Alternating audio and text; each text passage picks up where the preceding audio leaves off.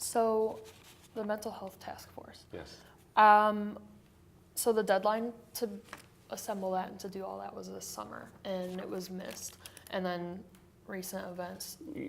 Deadline, but okay, I wouldn't use the word Well, deadline. the time period that We'd whoever. started at the beginning, and we wanted to get. I wanted to have a limited time frame to be able to get things done quickly, so it didn't drag on and on.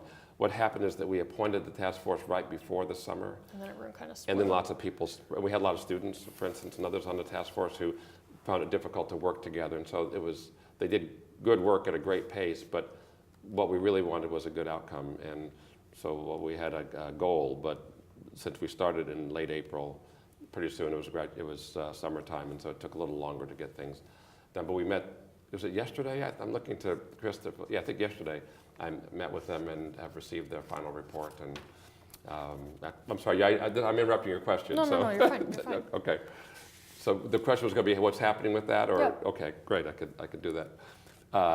So I got the final report yesterday, and then we're putting together, and I actually have just a draft of it now, but putting together an implementation for us, people who now are going to take the report and then move forward on achieving as many of the recommendations as are practical and possible as soon as we can.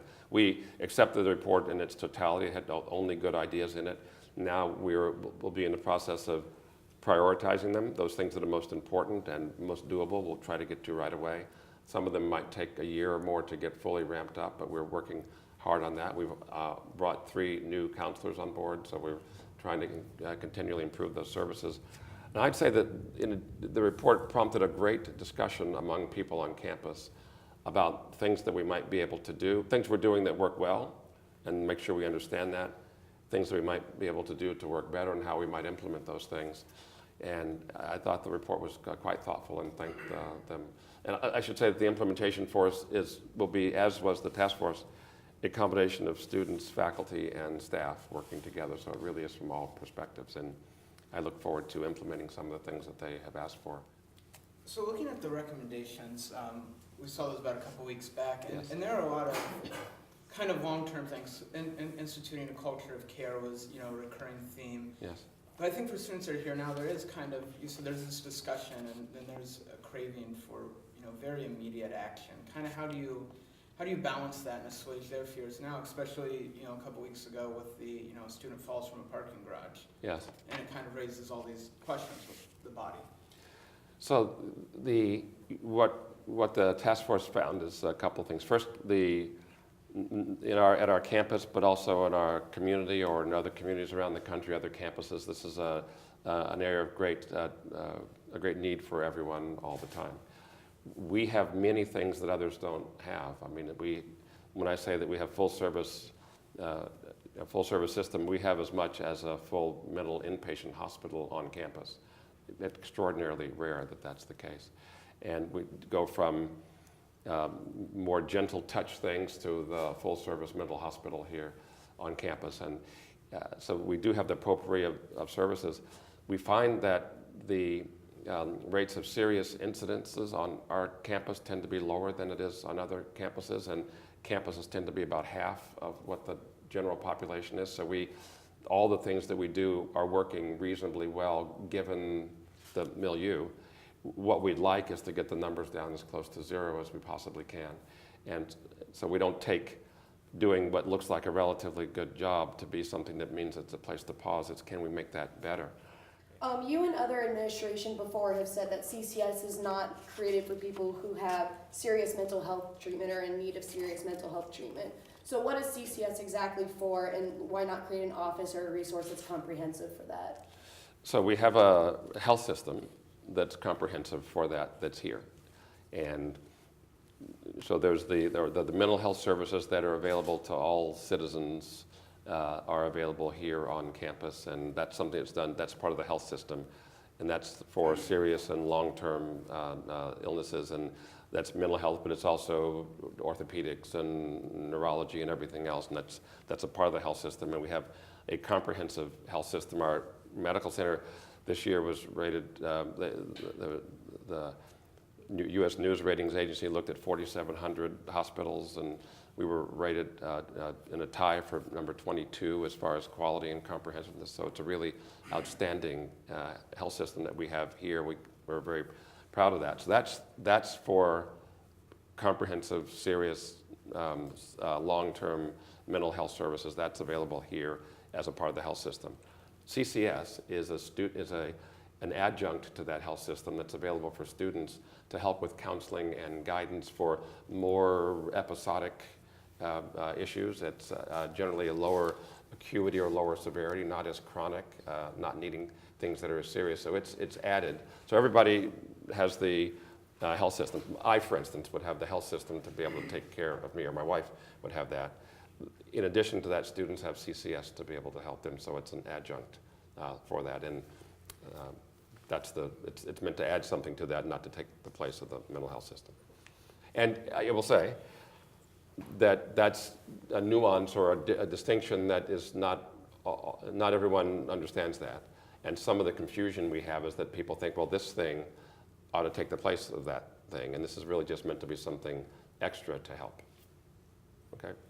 So you mentioned that there were, that there had been some recent hirings and that there were, certain things you were planning on implementing. What is sort of the timeline, I guess, for some of the more, sort of like solid action of, for like mental health treatment, things like that? Is there, like, what do you see in the short term, I guess, as well? Yeah, so I mean, short run would be things we've already done. So I mean, that we brought more counselors on. That's one thing we're doing. We're looking at developing. I spoke to the group yesterday. Over a short period of time to develop a better guidelines or more easily understood guidelines. Over time, we would like to. But we're talking about this. Develop an app, that you could touch that would help you to help guide you. Those things would be months. I'm gonna guess. So our system as we have it. And I want to sort of focus on this part. When we have an incident in particular, it raises awareness and raises sensitivity. We want to see what we can do and to make sure we're doing all that we should. We do that on a continual basis, and what we didn't find any particular inadequacies. What we found were things that we thought we could improve, and we want to work on continually improving those things. So some of them will be done over the next few weeks. Some are already done, some done over the next few weeks, some take months to get done, but we are working with this task force. And then an unusual thing, I guess, an implementation force following the task force to make sure the recommendations, there's someone to oversee the recommendations and to make sure that they keep moving through the system. And we look for continual improvements. And honestly, as we get more information or people learn better or something that we haven't thought of is discovered someplace else, we could use that and try and fold that in as well.